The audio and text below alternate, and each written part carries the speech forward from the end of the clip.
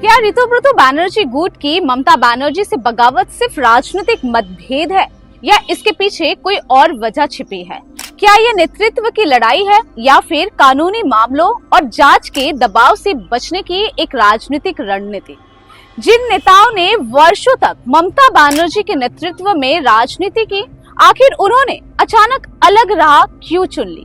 क्या उनकी नाराजगी अभिषेक बनर्जी को बढ़ते महत्व दिए जाने को लेकर है या फिर उनके खिलाफ लगे आरोपों और चल रही जांचों ने उन्हें अलग राजनीतिक मंच तलाशने पर मजबूर किया? क्या ये वाकई में ममता बनर्जी का अभिषेक बनर्जी को बेतहाशा सपोर्ट करने के खिलाफ बागी गुटों की नाराजगी है या फिर जेल जाने से बचने का सीधा और सबसे आसान तरीका है? आज सबसे बड़ा सवाल, क्या इन बागी नेताओं के खिलाफ इतने संगीन आरोप और क्रिमिनल केस है कि खुद को कानून के शिकंजे से बचाने के लिए इन लोगों ने ममता बनर्जी का साथ छोड़ दिया? शुरुआत करते हैं इस बागी गुट के प्रमुख चेहरे ऋतुव्रत बैनर्जी से, जो दिल्ली में चुनाव आयोग के दफ्तर जाकर 10 विधायकों के साथ टीएमसी के सिंबल और फंड पर दावा ठोक रहे हैं। लेकिन ऋतुव्रत बैनर्जी बाबू, जनता को सब याद है, ये वही ऋतुव्रत बैनर्जी है जिन्हें साल 2027 में सीपीआईएम पार्टी ने बाहर निकाल फेंका था, क्योंकि एक महिला रिसर्च स्कॉलर और आईटी इंजीनियर ने इन पर यौन शोषण, ब्लैकमेलिंग और रेप जैसे घिनौने और संगीन आरोप लगाए थे। हालांकि ऋतुव्रत ने इसे रंगदारी का मामला बताया था, लेकिन कानून की फाइलों में दर्ज ये दाग कभी धुल नहीं सकते। और आज का सच देखिए, 1 जून 2026 को इन्हें और संदीपन शाह को पार्टी विरोधी गतिविधियों के लिए सस्पेंड किया गया। अब टीएमसी के वरिष्ठ नेता कुणाल घोष और वफादार गुट ने इन पर आरोप लगाए हैं कि ये बीजेपी स्पॉन्सर्ड बगावत चला रहे हैं, पार्टी के नाम और फंड की जालसाजी कर रहे हैं। यहाँ तक कि विधानसभा स्पीकर के सामने फर्जी दस्तखत यानी कि फॉर्जरी पेश करने के भी गंभीर आरोप लगे हैं।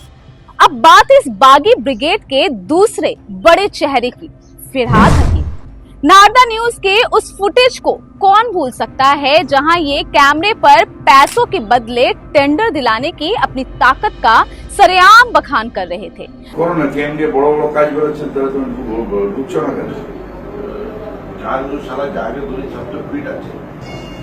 কিচ্ছু ফিট নেই, তুমি হ্যালো টেন্ডার সালাম করিয়ে দাও। অনেক কাজ বেরোচ্ছে, রোজ কাজ বেরোচ্ছে বিভিন্ন এরিয়া। ইলেকশন পর অনেকগুলো কাজ বেরোচ্ছে। লোককে তুমি তোমার ইয়ে দিয়ে দাও, আমি যা টেন্ডার বেরোবে তোমাকে ফার্স্ট ইমেল করে পাঠিয়ে দেবো। विपक्ष के नेता शुभेंदु अधिकारी ने सीधा हमला बोलते हुए कहा है कि इसे सेतु गेट सिंडिकेट के कारण फ्लाईओवर गिरे और मासूम लोगों की जाने गई। फिरहाद हकीम पर तो कोल्ड ब्लडेड मर्डर का केस चलाकर सीबीआई जांच की मांग हो रही है। हाल ही में तारातल्ला गोदाम हादसे में भी इनके खिलाफ शिकायत की मांग उठी है। तो क्या फिरहाद बाबू इस सिंडिकेट राज की फाइलों के खुलने के डर से बागी बने हैं? आरोपों की ये लिस्ट यही खत्म नहीं होती। इस बागी गुट के एक और कदावर नेता जावेद अहमद खान और उनके परिवार पर खुद मुख्यमंत्री और विपक्ष ने इल्लीगल प्रॉपर्टीज और अवैध निर्माण का पहाड़ खड़ा करने का आरोप लगाया है। शुभेंदु अधिकारी ने केएमसी कमिश्नर को सौंपे नामों में दावा किया है कि जावेद खान की बेटी के पास 90 अवैध संपत्तियां है और शुभेंदु अधिकारी ने साफ चेतावनी दी है। और चौथा नाम सुनना चाहता है, जावेद खान का बेटा 90 प्रॉपर्टी ये लोग लूटा है। बीजेपी सरकार इन भ्रष्टाचारियों को कानूनी रूप से जेल की सलाखों के पीछे भेजेगी। इतना ही नहीं, जावेद खान पर कोलकाता के तिलजला इलाके में चुनावी हिंसा भड़काने और पैरेलल ऑर्गेनाइजेशन चलाकर पार्टी के नाम का मिसयूज करने के आरोप में एफआईआर भी दर्ज है। उन पर रेड रोड को राजनीतिक फायदे के लिए इस्तेमाल करने का भी आरोप लगा। और इस लिस्ट में अब आखिरी नाम है संदीपन शाह का।